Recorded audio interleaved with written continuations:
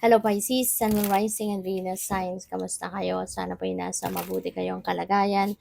Welcome back po sa Star Tarot. At kung bago kayo rito, welcome din po kayo. Please subscribe, like, share my videos, and leave me a comment kung nakaresonate po kayo. Thank you.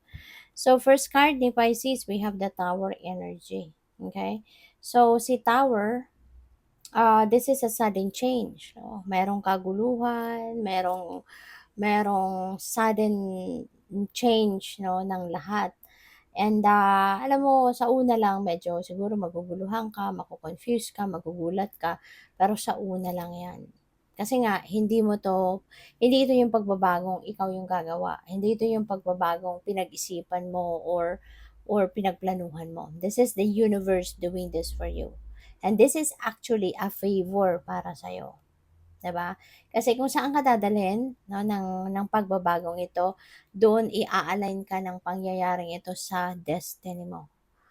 I-a-align ka ng pangyayaring ito kung saan ka magiging masaya, contented, fulfilled, no? Kasi nakalinya na din ito sa destiny mo, nakalinya sa purpose mo, no? Kaya sa una lang, syempre, magugulat ka. Pero rest assured, no, na kapag nakapag-settle ka na kung saan ka dadalhin ng event na to, ipagpapasalamat mo na nangyari ang pagbabagong yan. So, there is tagumpay as well na mangyayari. You are also going to succeed in some areas of life. Dito, pwedeng trabaho yan, pwedeng sa career or business mo. Na kung ano man itong ginawa mo dito, talagang mapagtatagumpayan mo, ma-achieve mo yan, ma-accomplish mo yan in flying colors, at pwedeng merong reward ka. No, pupuwedeng merong financial reward ka dito, pupuwedeng may promotion, pupuwedeng may pay raise, pupuwedeng may scholarship grant ka, puwedeng pag-aralin ka, matuwa sa'yo yung manager mo, yung employer mo, no, na, magaling ka pala dito, sige, ilabas natin yung galing mo, sige, mag-aral ka, 'di ba? Parang gano'n. So, we have the Fool, no, at ang tagumpay mo na 'to is going to open up more doors para sa'yo, no? At mayroon kang gagawing bago, you're going to start something new. You know, you are going to embrace siguro a new project, 'di ba? Or maaring mabibigyan ka din ng reward, no? Baka bibigyan ka ng bagong bahay, bagong house and lot, 'di ba? Bagong posisyon, yung gano'n, no? So, good for you. So, by the way, maraming salamat for subscribing. And if you haven't subscribed yet, subscribe na kayo. And also, maraming salamat din for not skipping the ads. Malaking bagay po yan sa akin. And also, please click the join button sa baba ng video kung gusto po ninyo na mag-join kayo sa membership. Okay? Salamat po.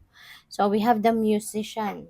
Ayan. So, dito naman sa the musician, inspirado ka, no? You are going to be inspired sa ngayon at magiging inspired ka dito sa siguro mahilig kang magtugtog ng instrumento, mahilig kang kumanta or nagsusulat ka ng kanta.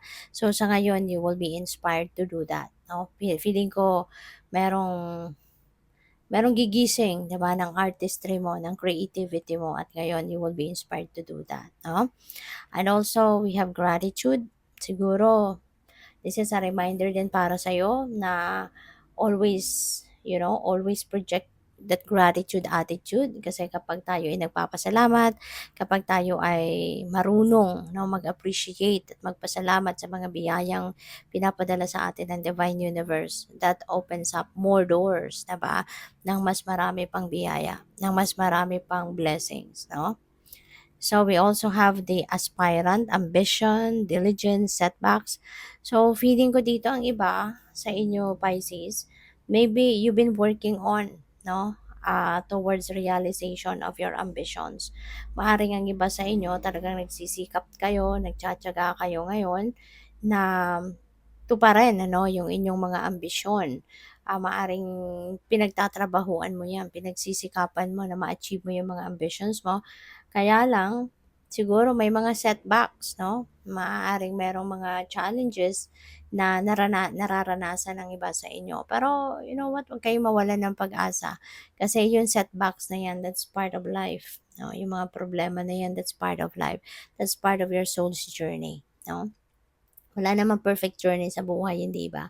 At some point, sa buhay natin, sa bawat journey na tatahakin natin, may mga pagkakataon talaga na kailangan nating tumigil because of those setbacks, 'di ba? Dahil there are some things, 'no, na kailangan mong ma-realize. May mga some things na kailangan mong matutunan on that journey at that point sa buhay mo. Kaya nagkakaroon tayo ng mga problema, 'di ba? Para na matigil muna, 'di ba? May mga blockages para matigil muna yung pag-usad ng sitwasyon because there could be something that you need to learn at that point in your life. Okay? Kaya don't lose hope, 'di ba? Huwag kayong mawalan ng pag-asa, huwag kayong mawalan ng gana. Okay? Kasi normal 'yan. Yung mga setbacks na 'yan, normal 'yan. So we have the painter, ayan, creation. So maaring siguro very ano kayo, no? Very artistic. Napakagaling mo siguro magpinta, 'di ba, kumanta, magsulat ng kanta, magtugtog. So, nasa dugo mo, 'no, yung pagka-musician, yung artistry nandiyan sa dugo mo, 'no, may talent ka talaga. So, ngayon maaaring ang iba sa inyo magpipinta, magaling siguro mag-paint, 'di ba, sa canvas or whatever, and feeling ko you're going to start a new project, 'no, sa ngayon. You're going to siguro dati hindi na kayo alam mo 'yun, yung hindi na siguro kayo nagpipinta, hindi na kayo, nawalan na kayo ng time para diyan, 'no, sa mga ano ninyo, creative ideas. Pero ngayon maaaring babalik ka, maaaring gagawin mo 'to sa ngayon. Perfectionism and burnout, 'no, alam mo sana, 'di ba, alalahanin mo, 'no, na kapag perfectionist, hindi naman masama maging perfectionist, pero yung alam mo yun, yung nasasagad yung oras mo, nasasagad yung, alam mo yun, yung kahit oras na lang ng pagpapahinga mo, hindi mo makuha, hindi mo mabigay sa sarili mo kasi kailangan mong tapusin ang ginagawa mo. 'Di ba, parang abuso na 'yun sa katawan, 'di ba? Parang you're being unfair naman to yourself. Do'n na imbes na magpapahinga ka na, talagang tutuloy mo 'yung trabaho kasi gusto mong ma-perfect, eh, 'di ba? So, maaaring gano'n ang sitwasyon ng iba sa inyo ano, maaaring may gano'n tendency kaya ngayon parang burnout kayo, parang stress na stress kayo, napapagod kayo, 'di ba? So, yeah, sana 'no, isipin mo din 'yung ano mo, 'yung sarili mo, alright? Isipin mo na yung may panahon, may oras kayo dapat para sa lahat.